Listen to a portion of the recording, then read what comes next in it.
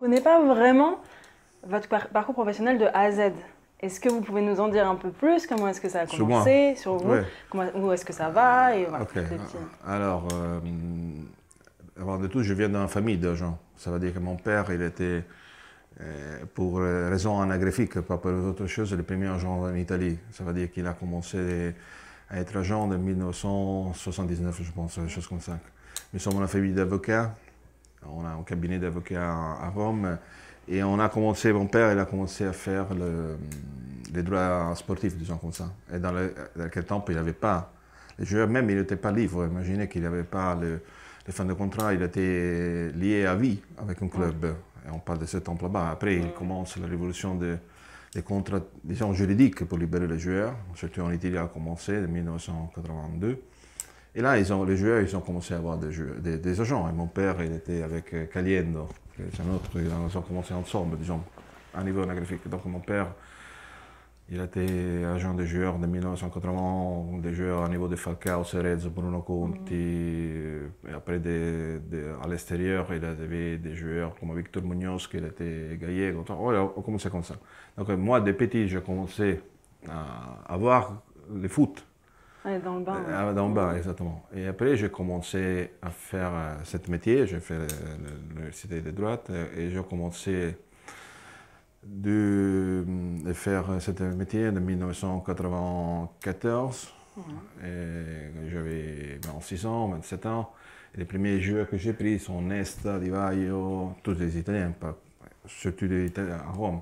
Fiore, Stefano Fiore qui a joué à Parma. Je peux dire plus. Et après, on a commencé aussi pour l'extérieur. J'ai mené des transferts de joueurs comme Nakamura, comme joueur de. On a été agent de Marcia Moroso. Et donc, ça, c'est ma trajectoire. Après, pour raison privée, j'ai été à vivre j'étais à Barcelone.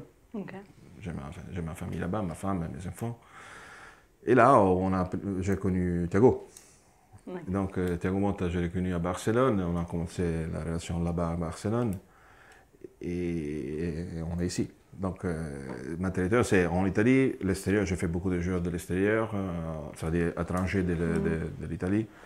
Ces moments là-bas, les mercato italiens étaient très importants parce qu'on imaginait qu'il avait, surtout à commencer les années 2000, on appelle les 7 sœurs, ça veut dire l'équipe. Il y avait les deux de Milano, la Rome, la Lazio même, qui était une grande équipe, la Fiorentina, Napoli. Donc les mercato italiens étaient très, très importants. Tous les agents voulaient travailler. Maintenant, c'est toute une autre chose. On voit que le mercato c'est plus global, donc on est comme ça. Donc ma traiteur, c'est ça. Les familières et après mon travail. Donc finalement, en fait, c'est quelque chose qui coulait dans vos veines depuis le début, quoi, depuis longtemps. Ouais. Et jamais vous vous êtes dit, je veux faire autre chose. Ouais. Et si jamais vous aviez à choisir un autre métier, qu'est-ce que... Parce que je dis toujours à mes clients, à les joueurs, tu fais le plus bel métier du monde. Parce que être joueur de foot, je pense que tous nous sommes... Mais les miennes, selon moi, c'est le deuxième plus beau métier du monde. Donc je suis très content parce que je dis... Je suis toujours en contact avec les joueurs, donc c'est un moment fantastique, on parle de foot, on parle des choses qu'on adore tout le monde. Donc c'est une chose que jamais je pensais à faire autre chose. Ça veut dire, le foot, c'est la raison pour laquelle tout le monde on est ici, parce que c'est vraiment, je peux le dire, un monde économique, mais pas seulement l'économie sociale, des passions. Ouais, ça rassemble tout le monde finalement. Oui, parce que c'est la passion, non, de tous nous. Tous nous, enfin, on est supporters d'une équipe. Et ça, c'est... Voyez, le match de foot, c'est une chose belle. Et plus être derrière un joueur, avec ses motivations, ses émotions, ses idées, ses choses, ses moments mauvais, ses moments... C'est une belle vie pour moi, donc jamais je pensais de faire autre chose. Mais on ressent la passion quand vous en parlez. Ouais. Et si on va revenir un petit peu sur le transfert de Thiago. Ouais. En 2012, la signature se fait finalement au dernier jour du mercato. Ouais.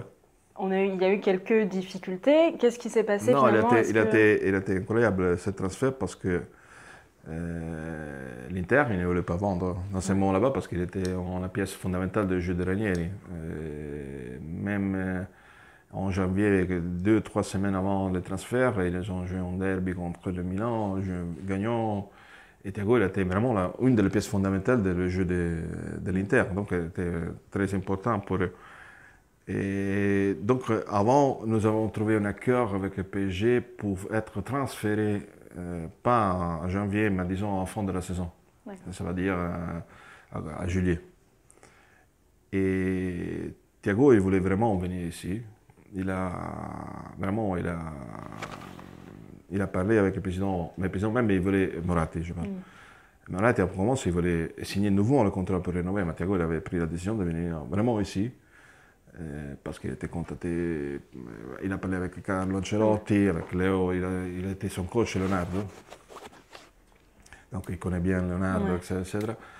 Et quand j'ai pris l'avion la matinée, je me rappelle encore, le dernier jour de mercato, j'ai pris l'avion à 7 h du matin, sans faire publicité, j'ai pris un EasyJet la matinée pour prendre, pour être convaincu de faire le contrat pour juillet, avec l'accord avec l'Inter, ça va. Et quand je suis arrivé, Leonardo m'a dit non, on fait le transfert maintenant. Donc je rigole toujours avec Thiago parce que j'ai pris un EasyJet pour arriver là-bas et justement Thiago il a pris un avion privé. Mais vraiment, j'ai envoyé un message à Thiago qui a fait l'entraînement d'un mois là-bas, disant prends tes choses et viens ici. Parce que tu viens ici. Donc il était vraiment fait comme ça. C'est vraiment une anecdote sympa parce que jusqu'à la fin, on ne savait pas. Non. Donc, et après, donc, il a eu sa saison et on a eu la prolongation en 2017 qui, elle aussi, s'est faite un petit peu... Nous avons fait 2 prolongations. Voilà, c'est ça. Et à la dernière, même vous disiez, je pense que Thiago n'est plus la priorité du PSG. Ouais. Qu'est-ce qui s'est passé à ce moment-là, entre les relations, parce que non, c'est comme toutes les choses, ce sont des relations, des motivations. Non? Dans ce moment là-bas, mon travail, c'est de défendre les intérêts de mes clients. Parce que quand je dis à tous mes collègues, les jeunes, quand ils commencent, je rappelle que tu peux avoir plusieurs clients, mais ton client il est un seul agent. Donc tu dois donner tout toi-même à tes clients. Et dans ce moment-là, Thiago, il a dit publiquement, donc Thiago, toujours, il a donné des explications réelles, sans tourner les mots, disons. Dans ce moment-là, c'est lui qui l'a dit. Non, c'est moi que je pense que c'est terminé, parce que la motivation, parce qu'il avait des choses qui ne plaisaient pas. Mais après, comme toutes les choses, on parle, on discute comme vrai ser humain, et toutes les choses, on la règle. Donc, avant de tout, c'est lui qui l'a réglé à niveau humain avec tous, les personnes qui voulaient vraiment écouter certaines choses. Et donc, merci le président, dans ce moment là-bas, on a continué à travailler et on a trouvé un accord pour faire la rénovation. Alors ça, c'est la deuxième, parce que la première, il était plus facile, honnêtement. La première, parce que lui, vraiment, Thiago, quand il est venu ici, on doit dire la vérité, il n'a pas pris le même contrat qu'il avait à l'Inter. C'est un des peu joueurs qu'il a accepté de réduire son contrat pour venir à l'Inter. Ça, c'est vrai. Mais alors justement, parce que généralement, quand les joueurs sont transférés, on a aussi l'aspect financier, ils vont gagner ça, plus. Pas Thiago. Comment ça se fait? Alors c'est vraiment un amour du non, PSG, lui, il voulait, non, il s'est senti qu'il a la possibilité de faire son jeu, parce que lui, il adore maintenant aussi le foot. Pour lui, jouer à foot, c'est sa passion. Et donc, il a senti qu'il est dans sa piel, dans sa manière, le fait qu'à Paris, il pouvait faire de grandes choses, non? Pour Ancelotti, pour la ville, pour l'équipe, etc. Et donc, sur ça, lui, il a accepté pour venir. Vraiment, on n'a pas une grande réduction, mais une réduction. Il n'a pas les mêmes contrats qu'il avait avant. Donc, quand la première rénovation, il était facile, parce qu'honnêtement, c'est seulement de mettre lui à un niveau qu'il méritait dans les jeux de... Le deuxième, il était plus compliqué, parce que comme je l'ai dit avant, il a commencé avec une situation compliquée. Pas financièrement, ce n'est pas un problème financier, c'est vraiment un problème de motivation humaine, footballistique, obviously, on parle. Et après, il a réglé, avant de tout, avec le président au niveau humain. Et après, les techniciens, disons, moi, le directeur, dans le temps là-bas, il était Olivier, le Tang. Il était facile à trouver un accord. Et après, donc, après il devient, on sait tout son parcours, il devient entraîneur. Est-ce que vous pensez que c'était le bon moment pour arrêter sa carrière de joueur? Et là, c'est autrefois, ça dépend de la motivation de nos joueurs. Obviously, ce projet ici, c'est un projet qui peut passer seulement une fois dans la vie. Ça veut dire que tu as la possibilité de commencer à être coach à ce niveau dans une grande équipe de jeunes de PSG, c'est incroyable.